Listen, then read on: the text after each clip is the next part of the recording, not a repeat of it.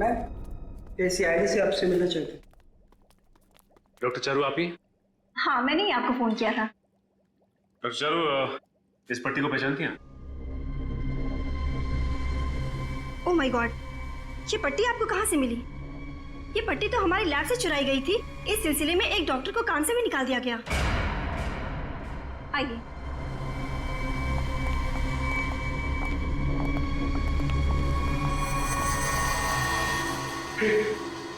ये तो वही मम्मी है ना जो इजिप्ट में होती है।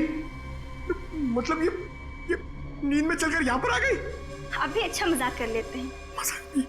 दरअसल हर साल इजिप्ट से इन मम्मीज को हमारे यहाँ रिसर्च के लिए भेजा जाता है। और सर ये मम्मीज 1500 साल पुरानी है। क्या सिर्फ इन्हीं मम्मीज की पट्टी गायब है? हाँ सर, कुल 5 मम्मीज की पट्टियाँ चोरी हुई थी, जिसमें से 2 पे मैं काम कर रही हूँ इन्हें गलने से बचाने के लिए।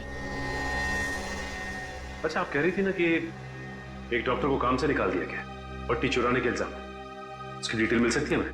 हाँ सर, देती हूँ।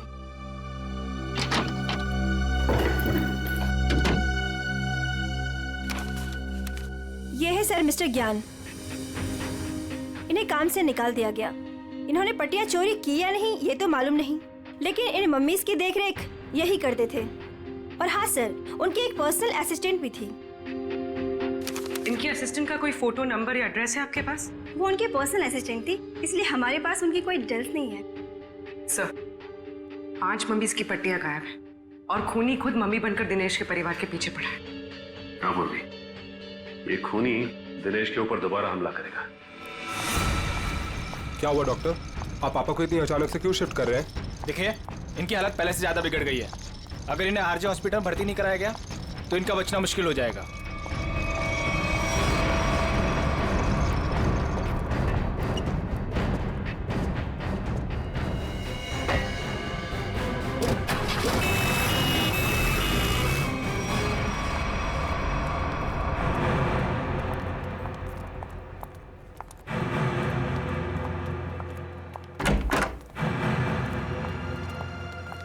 दिनेश जी तो कहीं दिखाई नहीं दे रहे यहाँ पे। वही तो, चलो देखते।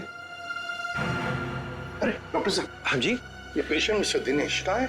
हाँ जी, उनको तो डिस्चार्ज दे दिया है। क्या मतलब तबीयत सुधर गई थी उनकी? नहीं, तबीयत तो नाजुक ही थी, पर उनके परिवार वालों को शायद भरोसा नहीं था कि उनका यहाँ अच्छा इलाज होगा। तो उन्होंने दूसरे डॉक्टर को फोन किया और वो यहाँ से दूसरे हॉस्पिटल ले गए। कौन से hospital? RJ hospital. RJ hospital, उसका नंबर तो होगा ना यहाँ पर? हाँ जी, रिसेप्शन पे होगा। चलिए आइए बात करा देता हूँ।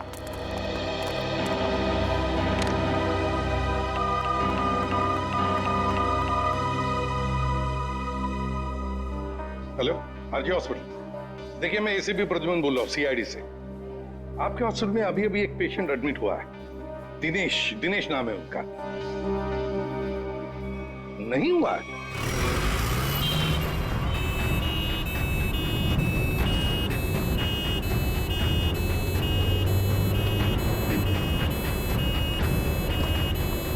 काम हो गया बॉस, तीर कमान से निकल चुका है।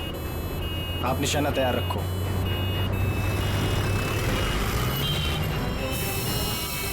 अरे धुआं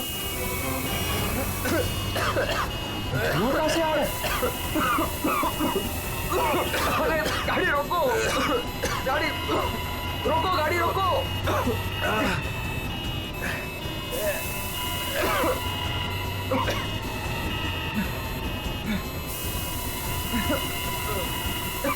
धुआं बढ़ते ही जा रहा है ये।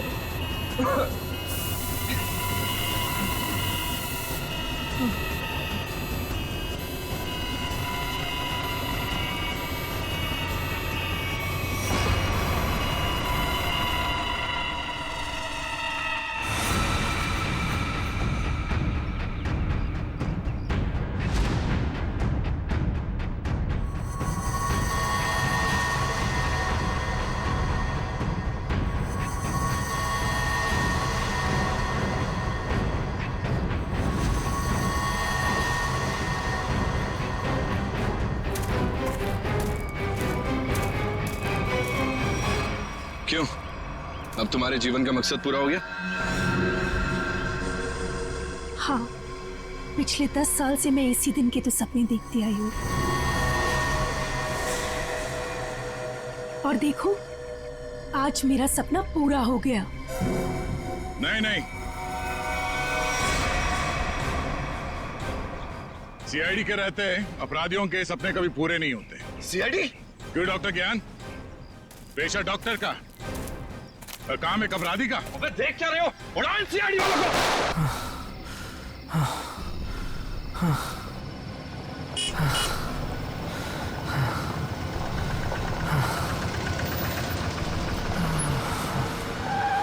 क्या हुआ भाई? अरे क्या हुआ? कोई मदद चाहिए क्या? यार मेरी गाड़ी खराब हो गई है और मुझे ये बॉक्स कहीं पहुंचाना है। हाँ वो तो ठीक है, पर है क्या इसमें? इसमें एक बहुत ही अनमोल चीज है और वक्त पे कहीं पहुंचानी पड़ेगी। मेहरबानी होगी यार तुम्हारी।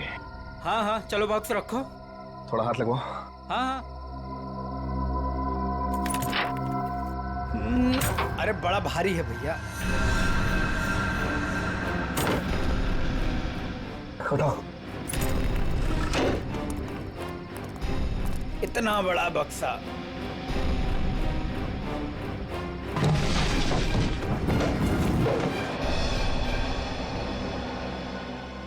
ये एड्रेस है, इस बक्से को इस जगह छोड़ देना। क्या मतलब है? आप नहीं आ रहे हो? अब एक मिनट, ये कुछ पैसे रखो, इसे सही जगह पहुंचाओ। बक्सा उतारिए। हाँ? मैंने कहा ना बक्सा उतारिए। अरे मुझे नहीं करनी है आपकी मदद। अरे बेवकूफ समझा आपने? हाँ, बक्से में क्या है क्या नहीं है? तुम ये सब रखो यार, लेकिन टाइम पे बक्सा जिस एड्रेस पे बोला है वहां पहुंचा देना। हाँ देखिए मेरी एक शर्त है, बक्सा खोल के देखूंगा मैं। अरे क्या है क्या नहीं है इसमें। सुन मेरी बात सुन, मेरी नौकरी चली जाएगी, इसे मैं नहीं खोल सकता। बस पास में ही तो जाना है, प्लीज लेके जाओ ना यार। ठीक है भाई, भरोसा करता हूं मैं। इंसान इंसान के ही काम आता है।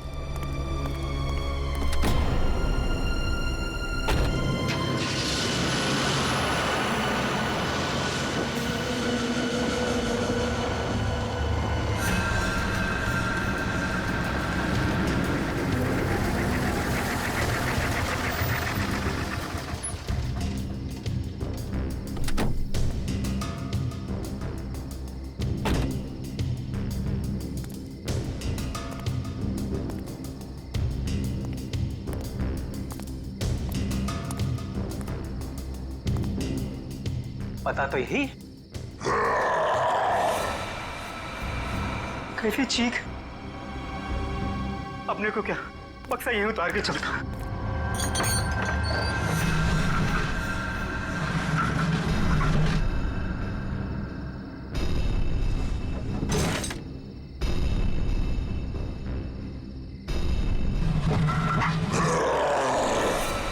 बक्से में से चीख? हे भगवान।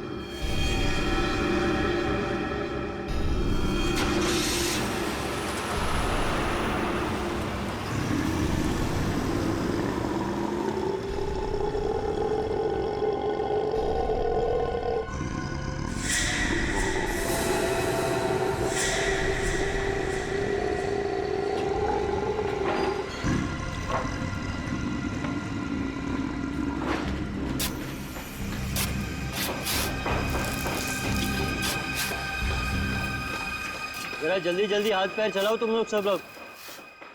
15 दिन में ये बिल्डिंग पूरी करके देनी है हमें, बहुत नहीं है हमारे पास। और सोनू तू इतना सुस्त क्यों है? खाना वाना नहीं खाता क्या? चल जल्दी काम कर। कौन है वहां पे? मैंने पूछा कौन है वहां पे? अभी तो बिल्डिंग का काम भी खत्म नहीं हुआ है और अभी से बिल्डिंग टूटने लगी। सोनू जरा देख तो।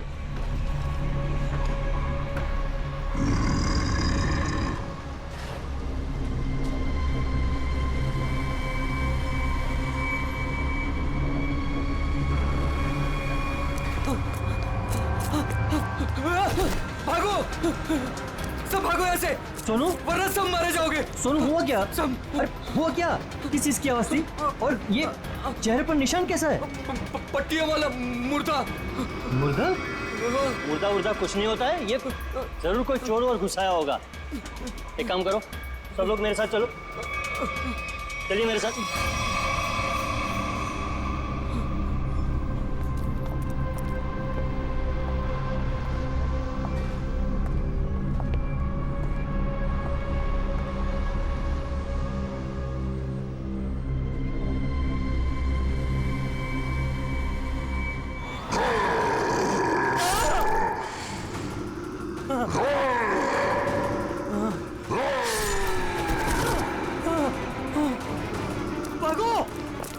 भागो सब यहाँ से भागो, पट्टियों वाला मुर्दा, भागो।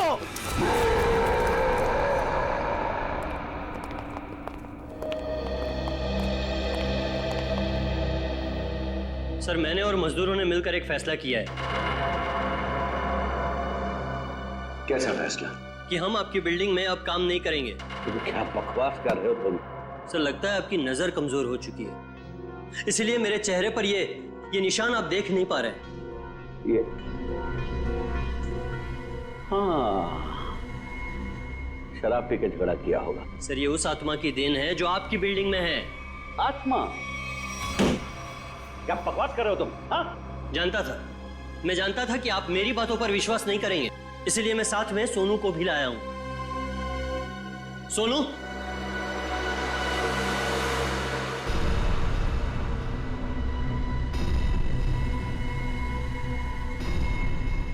देखिए सर, बेचारा इतना घबरा गया है कि कुछ बोल नहीं पा रहा है। सोनू, ये सब क्या है? साहब, पट्टी वाला मुर्दा और कौन है इधर? कौन है? कौन है उधर?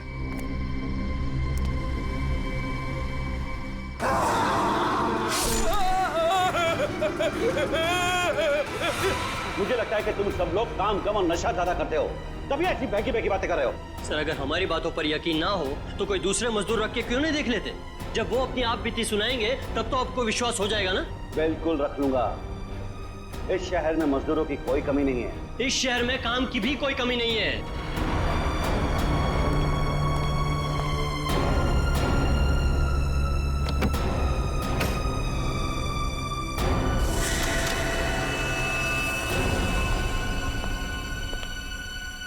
तुम्हारा आज तक का हिसाब। और एक बात याद रखना कि इस बिल्डिंग पर मेरे और मेरे इन्वेस्टर्स के करोड़ों रुपए लगे हैं। तो तूने बाहर जाकर इस बिल्डिंग के बारे में कोई बकवास की या कोई झूठी अफवाह भी फैलाई तो फिर मुझसे बुरा कोई नहीं होगा। दिनेश, पैसे कोई पेड़ पे नहीं उगते, समझे? हाँ, और हम तुम्हारे फाइनेंसर हैं, कोई एटीएम मशीन नहीं कि जब दिल में चाहा कार्ड डाला और पैसे ले लिए। देखिए, आप लोग बेवजह भड़क रहे हैं। बेवजह? तुमने कमिटमेंट किया था, अब तक बिल्डिंग तैयार हो जाएगी, क्या हुआ? हाँ चंदू, मैं बिरयानी बना रहा हूँ, कोई 2 मिनट में बनने वाला बर्गर नहीं। जब आप लोग बिल्डिंग की क्वालिटी देखेंगे तो आप लोगों को खुद ब खुद ये एहसास हो जाएगा कि आप लोगों का पैसा बिल्कुल सही जगह लगा है। हाँ, पता चल रहा है कि इन्वेस्टमेंट कहाँ पर हो रहा है। वैसे काफी अच्छी पार्टी थी आपने अपने शादी के सालगिरह की। और नताशा, एक्सक्यूज मी, आप सॉरी सर, मैं आप लोग को तो अपनी फ्रेंड से मिलवाना ही भूल गई। Meet, come. She is Tina, Swati. बस हमें किसी से नहीं मिलना। दिनेश, इस बार अगर तुमने जबान पलटी ना, 15 दिन मतलब 15 दिन, दैट फाइनल। हाँ, 15 दिन पक्का। अरे 15 दिन से ज्यादा हुआ ना तो तुम्हारा घर और भाभी जी के गहने बेच करके अपने पैसे हम लोग वसूल लेंगे, समझा? अरे पक्का कहाँ? दिनेश, सुनो ना। एक्सक्यूज मी, आपकी भाभी बुला रही है। मन से, एक्सक्यूज मी। जल्दी आइए ना। क्या है? दिनेश देखिए ना, मार्केट में नया हार आया है, आप कभी लेकर देंगे मुझे ये? बस हार और गहने, इन चीजों के अलावा तुम्हारे लिए और कोई चीजें इंपॉर्टेंट है ही नहीं। पति जिए या मरे तुम्हें कोई फर्क नहीं पड़ता। मन तो करता है कि तुम्हारा गला दबा दूं। क्या बात है पापा, आप मम्मी पर इस तरह से क्यों चीख रहे हैं? मैंने सिर्फ सालगिरह का तोहफा मांगा था और ये ऐसे कर रहे थे मुझ पर। आशा, ये जो तुम्हारे ठाट बाट और ऐशोआराम है ना, वो केवल इसीलिए है क्योंकि तुम्हारा ये पति दिन रात गधे की तरह काम करता है। पापा, अगर आपके पास इतना ही पैसा है ना तो थोड़ा हम पर भी खर्च कर दो प्लीज।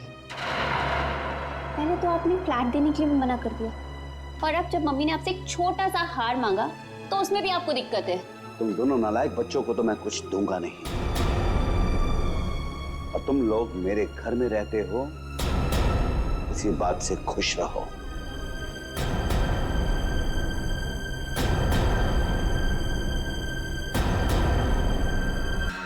नहीं चाहिए मुझे नकली जेवर, जिंदगी भर मुझे नकली जेवर ही दिए हैं। एक छोटा सा हीरे का हार ही तो मांगा था मैंने।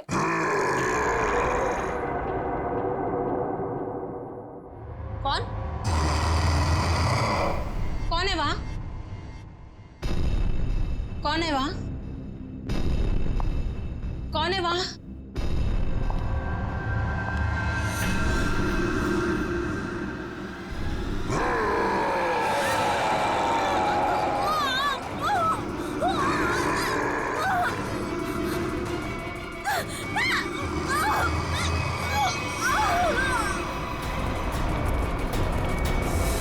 आशा, आशा, आशा, क्या मम्मी?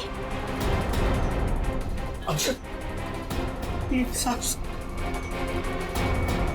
क्या मम्मी? क्या मर गई?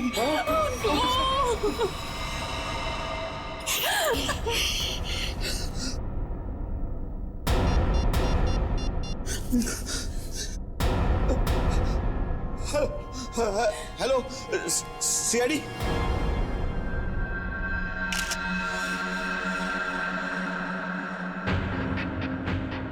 ये निशान देखा गले में? हाँ सर, लगता है काफी जोर से गला दबाया खूनी ने। ये जो नेकलेस है ना, इससे पकड़ के घसीटा है, तभी निशान इतने गहरे हैं। शायद बिल पाइप के टूट जाने से मौत हो गई इनकी। सर, खून के निशान कॉरिडोर में यहां तक आए हैं, और आशा जी की चप्पल। अपने आप को बचाने में बहुत स्ट्रगल किया होगा इन्होंने, पर खूनी ज्यादा ताकतवर निकला। Excuse me, excuse me. एक सेकंड, एक सेकंड।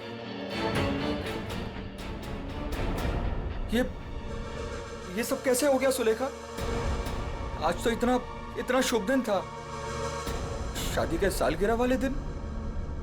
आपकी तारीफ? जी, मैं सुलेखा का हस्बैंड। अच्छा, तो आशा जी आपकी सास थी? जी। सास ससुर की एनिवर्सरी पार्टी में आप काफी लेट नहीं आ रहे हैं? वो बिजनेस मीटिंग में फंस गया था, इसलिए लेट हो गया। बस अभी अभी पहुंचा हूं। ठीक है, इधर आ जाइए आप। दिनेश जी, आपको किसी पे शक है? कौन कर सकता है ऐसा काम? सर, मेरी वाइफ की किसी से कोई दुश्मनी नहीं थी। सर, मैं यही कह रहा हूँ कि दिनेश ने खुद ही अपनी बीवी का फोन करवाया है। सर, हमने इसका झगड़ा सुना था। ये अपनी बीवी से कह रहा था कि मैं तुम्हारा गला दबा दूंगा। पति जिए या मरे तुम्हें कोई फर्क नहीं पड़ता। मन तो करता है कि तुम्हारा गला दबा दूं। तो बकवास कर रहे लोग। अगर मैंने गुस्से में कुछ कह दिया तो इसका मतलब ये तो नहीं ना कि मैं सचमुच वो कर दूंगा। वैसे ऐसा हुआ क्या था कि आपको इतना गुस्सा आ गया कि आपने गला दबाने की धमकी दे दी, वो भी शादी की सालगिरह वाले दिन? सर, इसकी वजह भी ये लोग ही है। ये मेरे इन्वेस्टर्स हैं, अब मुझे एक एक पाई ऐसे देते हैं जैसे मुझ पर एहसान कर रहे हैं। तुम लोगों की मैं एक एक पाई चुका दूंगा, वो भी ब्याज सहित, समझे? तो दे दो ना। एक मिनट, बिजनेस की बातें मत कीजिए। यहाँ पे खून हुआ है।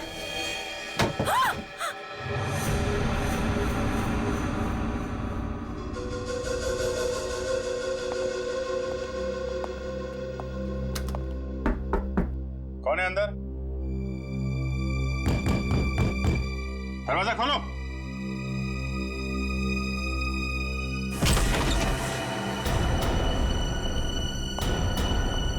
ओह माय गॉड, कौन है ये? सुनिए। छोटो, कौन हो तुम हैं? और यहाँ क्यों चुप के बैठी हो?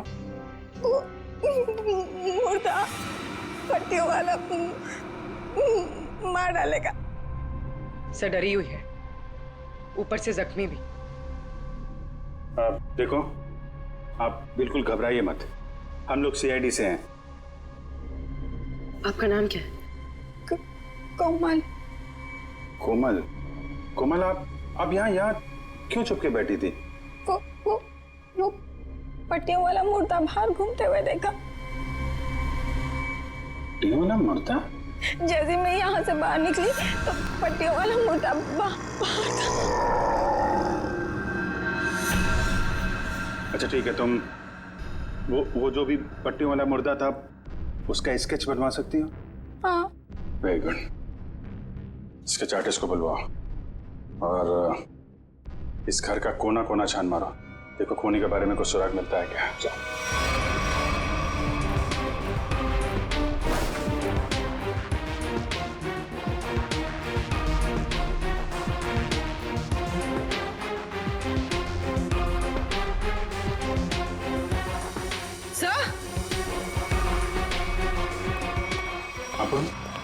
सर ये पट्टी मिली है क्या यहाँ पर?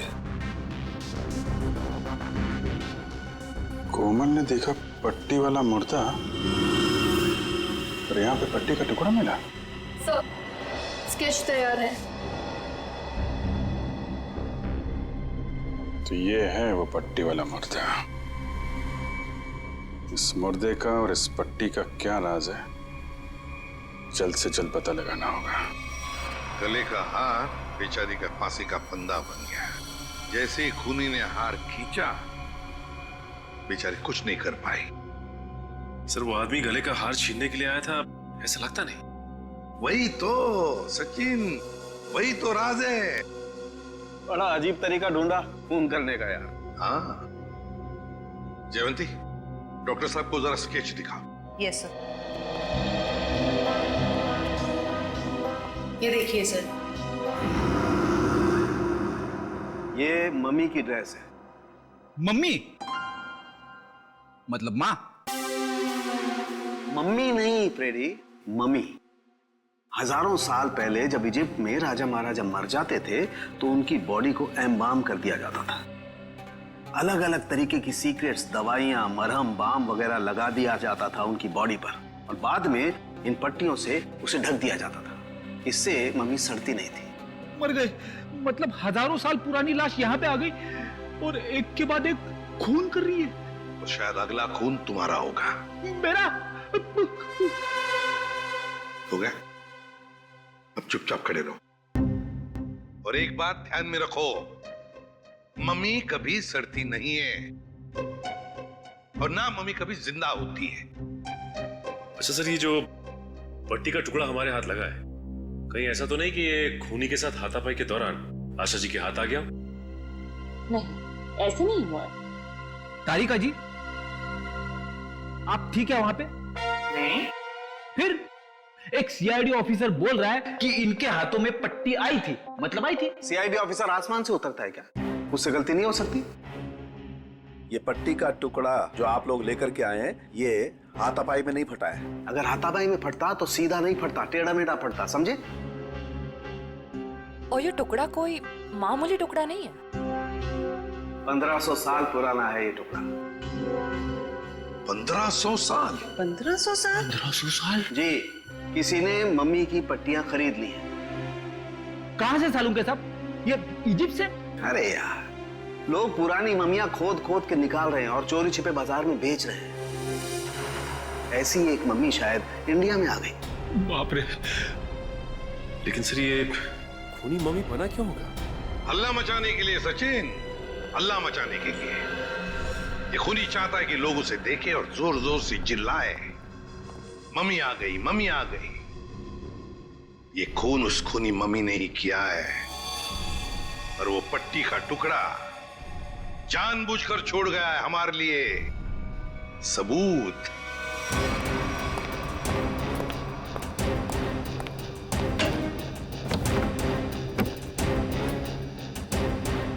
आज तो मैं इस मम्मी का काम तमाम कर दूंगा।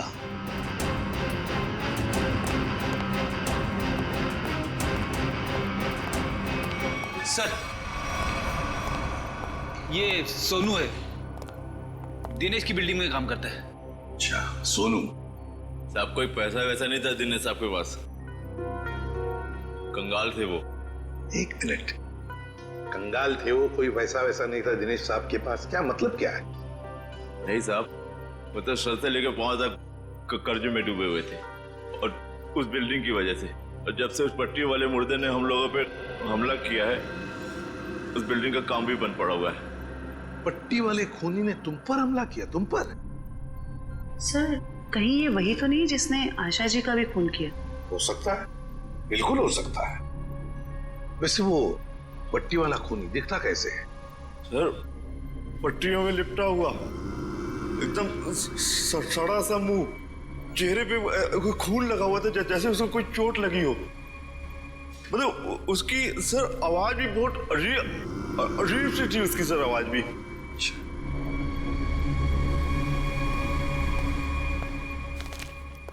एक मिनट, क्या वो ऐसा दिखता था? हाँ साहब, ये तो था वो। चलो ठीक है, तुम जा सकते हो।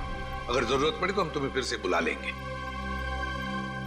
सर, ये जो कोई भी आशा जी का खून करने के लिए आया था, या तो पहले से मम्मी बन के आया था, या फिर पार्टी में आने के बाद उसने अपना हुलिया बदला है। सर, काम करते हैं, पार्टी का फुटेज देखते हैं।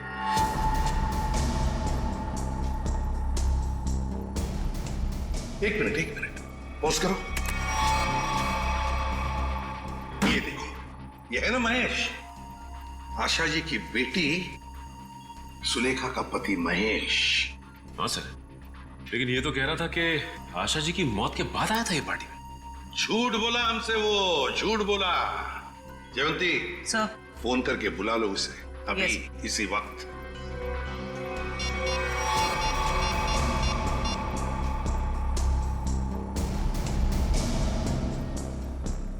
सर, फोन नहीं उठा रहा है। महेश फोन नहीं उठा रहा है, उसकी आधी कारस्तानी तो इसी से समझती है। रेडी, मोबाइल फोन रिकॉर्ड्स निकालो उसके।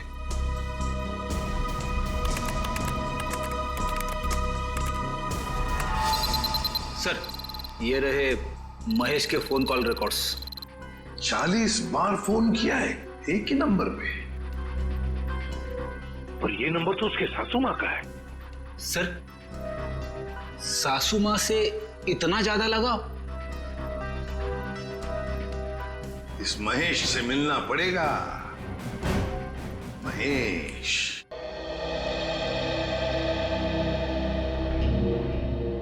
क्या महेश घर पे है इस वक्त? नहीं सर, महेश जी तो अभी घर पे नहीं है। लेकिन प्रॉब्लम क्या है सर? देखिए, महेश ने हम सबसे झूठ बोला। जब आपकी माँ का खून हुआ, उससे पहले ही महेश वहां मौजूद था। आपका मतलब है मेरे पति ने खून किया है? देखिए, हमें उस पर शक है। लेकिन सर वो ऐसा क्यों करेंगे? पैसों के लिए, पैसों के लिए किया होगा उसने। सब पैसों के लिए? लेकिन सारा पैसा तो डैडी के पास है, उन्होंने आज तक माँ को कभी कुछ नहीं दिया।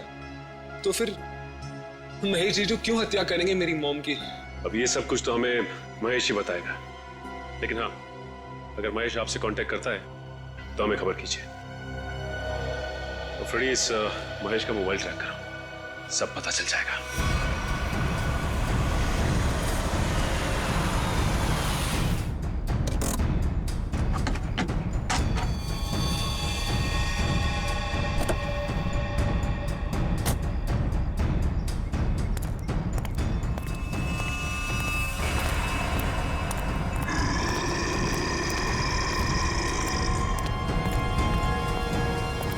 आज ये पट्टियों वाला मुर्दा मिल जाए बस।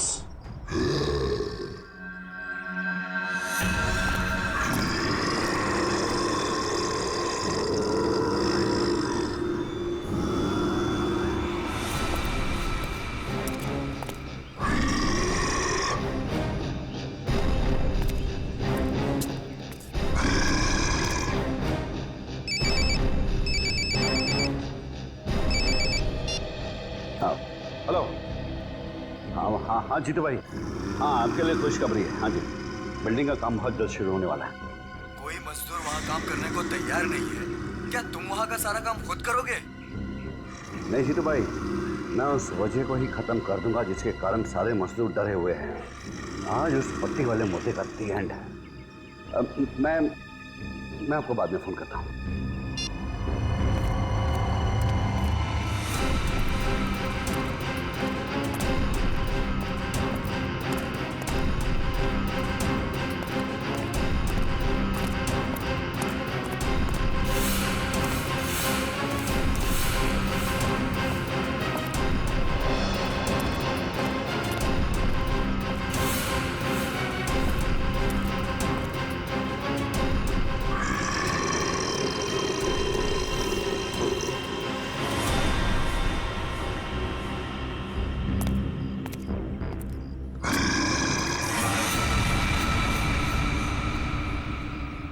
आवाज आई,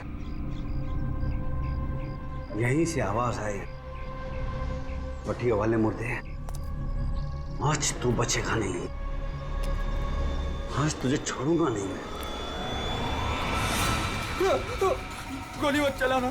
तो तू ही ये सब कुछ कर रहा है और तूने ही आशा को भी मारा। नहीं, मैं ऐसा क्यों करूंगा? मैंने नहीं मारा।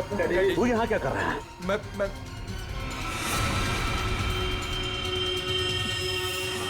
डैडी, वो आपके पीछे है। ना महेश, मैं तेरी किसी भी चाल में आने वाला नहीं। मैं सच कह रहा हूँ, वो पट्टी वाला मुर्दा आपके पीछे ही है।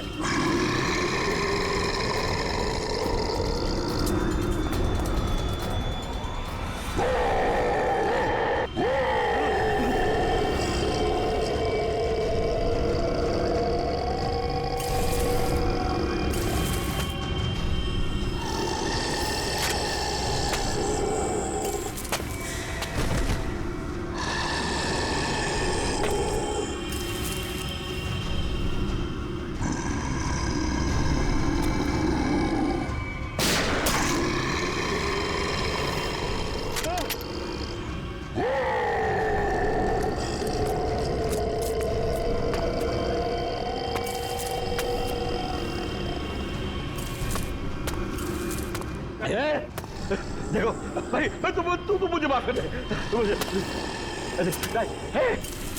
क्यों मैं पीछे पीछे कुछ भी नहीं है। देखो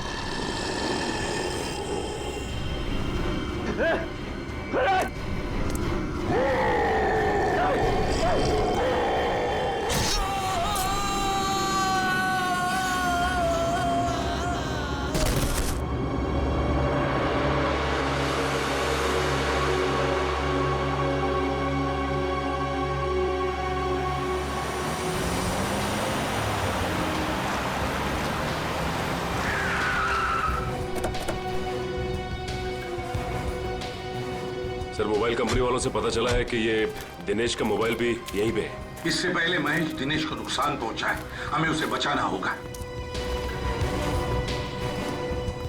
अरे सर, दिनेश, चलो देखते हैं।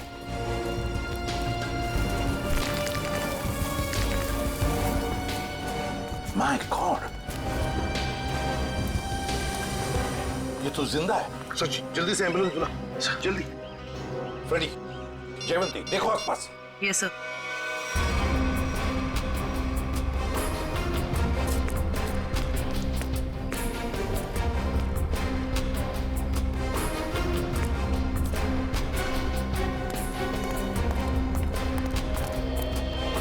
महेश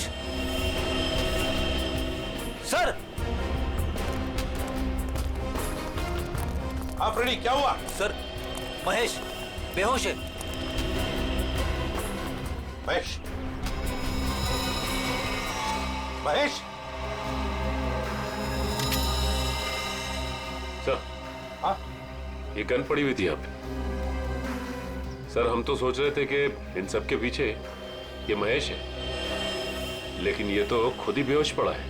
हाँ, ये तो महेश के होश आने के बाद ही पता चलेगा कि ये सब किसका किया कराया है।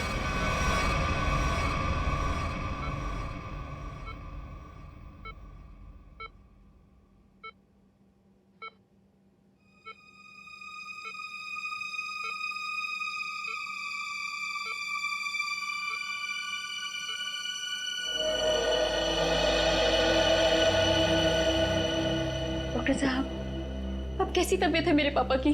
फिलहाल इनकी तबीयत नाजुक है, अभी कुछ भी कहना मुश्किल है। 48 घंटे ऑब्जर्वेशन में रखेंगे, फिर देखते हैं क्या करना है। Okay, excuse me. सोच भी नहीं सकती कि मेरा पति इतना घिनौना मुजरिम निकलेगा। पहले तुमने मेरी माँ को मार दिया और अब मेरे पापा पे तुमने हमला किया। ये तुम क्या कह रहे हो सुलेखा? तो मैंने ऐसा कुछ भी नहीं किया है, मैं निर्दोष हूँ, बेकसूर हूँ। मैं हर मुजरिम यही कहता है कि उसने कुछ नहीं किया, वो निरपराध है। लेकिन सारे सबूत उसी आदमी की तरफ उंगली उठाकर कह रहे हैं कि ये इस आदमी ने किया है, और वो आदमी है तुम। लेकिन सर, आपके पास ऐसा कौन सा सबूत है जो ये साबित करता है कि खून मैंने किया है? एक हो तो बताए। सबसे पहले तो तुमने हमसे झूठ बोला कि तुम पार्टी में देर से गए, लेकिन सीसीटीवी फुटेज साफ साफ दिखा रही है कि तुम पार्टी में पहले ही मौजूद थे, आशा जी की मौत से पहले। सबूत नंबर 2, 3 दिनों में 40 फोन किए तुमने आशा जी को, जबकि तुम उन्हीं के घर में रहते थे। इतने सारे फोन कॉल करने की वजह? और जिस वक्त क्राइम सीन पर दिनेश जी मिले, उस वक्त सिर्फ एक ही आदमी मौजूद था, वो तुम थे। मैं डर गया था सर, डर गया था। दरअसल बात यह है सर कि मैं नया बिजनेस चालू करना चाहता हूँ, और जिसके लिए मुझे पैसों की जरूरत थी, और मैं चाहता था कि वो पैसे मुझे सासू माँ जी दे दे। बस सर, इसीलिए मैं उन्हें बार बार कॉल कर रहा था, और कोई वजह नहीं है सर। तो इनके कहने का मतलब है कि ये पार्टी में पैसे मांगने के लिए गए थे आशा जी से, है ना? हाँ सर, उस दिन मैंने देखा कि ये लोग बिजनेस के लिए मुझे पैसा नहीं दे रहे, और सासू माँ को लाखों करोड़ों के गहने दिए जा रहे। और तुमने गुस्से में आकर मार डाला आशा जी को? नहीं नहीं, मैंने उन्हें नहीं मारा। मैंने कहा ना, मैं उनसे पार्टी में बात करने गया था, पर मेरे बात करने से पहले ही उनका मर्डर हो चुका था। नहीं नहीं नहीं नहीं महेश जी, कौन विश्वास करेगा तुम्हारी इन बातों पर? पहले तुमने आशा जी को मारा, फिर दिनेश जी के पीछे पड़े, और वो भी कहां पर? अंडर कंस्ट्रक्शन बिल्डिंग में। ये गलत इल्जाम है। मैं वहां पर उनसे भी बात करने गया था, मैंने नहीं मारा। ऑफिस में नहीं जा सकते थे, घर में नहीं जा सकते थे? उनसे बात करने में ऑफिस से गया था, पर जब मैं ऑफिस पहुंचा सर, तो वो निकल चुके थे अपनी साइट पे सर, इसीलिए मैं साइट पर चला गया। पर जब मैं साइट पर गया तो सर, मैंने देखा कि एक पट्टी वाले मुर्गे ने उन्हें धक्का दे दिया वहां से सर। आशा जी और दिनेश जी पर मम्मी ने हमला किया? हाँ सर। पंकज, ये तो उस आदमी ने किया है जो दुनिया को दिखाना चाहता है कि ये किसी इजिप्शियन मम्मी ने खून किया है। पर वो हमारे परिवार के पीछे क्यों पड़ा है? अच्छा, तो डॉक्टर साहब कह रहे थे ना कि इस तरह की पुरानी और महंगी पट्टियां आसानी से नहीं मिलती। सचिन, सेंट्रल स्टेट लेबोरेटरी से पता लगाएंगे कि पट्टियां कहां से और कैसे मिली है।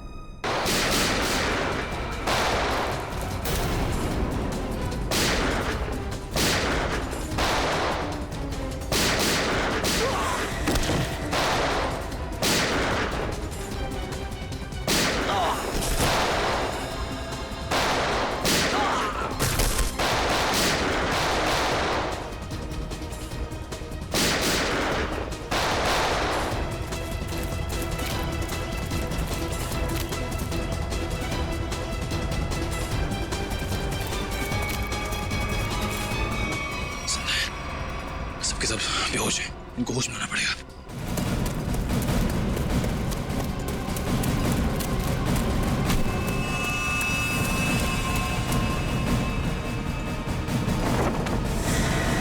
तुम जिंदा लोगों को मम्मीफाई करी थी ना? मैं तुम्हें सिखाती हूँ मम्मीफिकेशन किसे कहते हैं। अपराधियों को मम्मीज बनाने का काम हम करते हैं। मैं दिनेश की सेक्रेटरी सिर्फ इसलिए बनी ताकि इससे अपने भाई के मौत का बदला ले सकूं, और इसलिए मैंने मम्मी बनकर इसकी बिल्डिंग में काम करने वाले लोगों पर हमला किया ताकि मम्मी की अफवाह फैल जाए। तुम कुणाल की बहन हो? नाम मत लो अपनी गंदी जबान से मेरे भाई का। एक वक्त था जब वो तुम्हारा सबसे करीबी दोस्त था, और तुमने क्या किया? दोनों साथ गए थे ना विदेश पैसा कमाने के लिए। सर इसको सहयोग से एक मम्मी मिली। और मेरा भाई चाहता था कि वो ये मम्मी वहां की देश की सरकार को सौंप दे, लेकिन ये दिनेश उसे ग्रे मार्केट में बेचना चाहता था। सर ऐसा सर।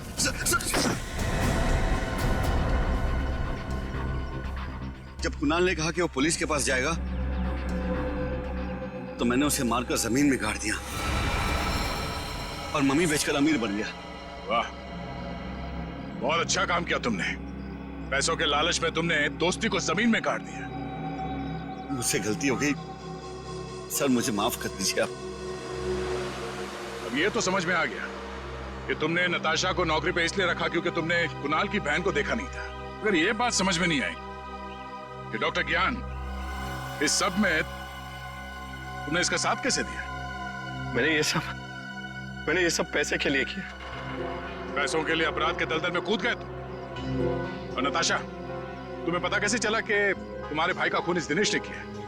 जब कई दिनों तक भैया की विदेश से कोई खबर नहीं आई तो मैं उनका पता लेने के लिए इसके घर गई थी और वहां मैंने सुना कि अपनी बीवी को बता रहा था कि किस तरह इसने मेरे भाई का खून कर दिया और उसे जमीन में गाड़ दिया।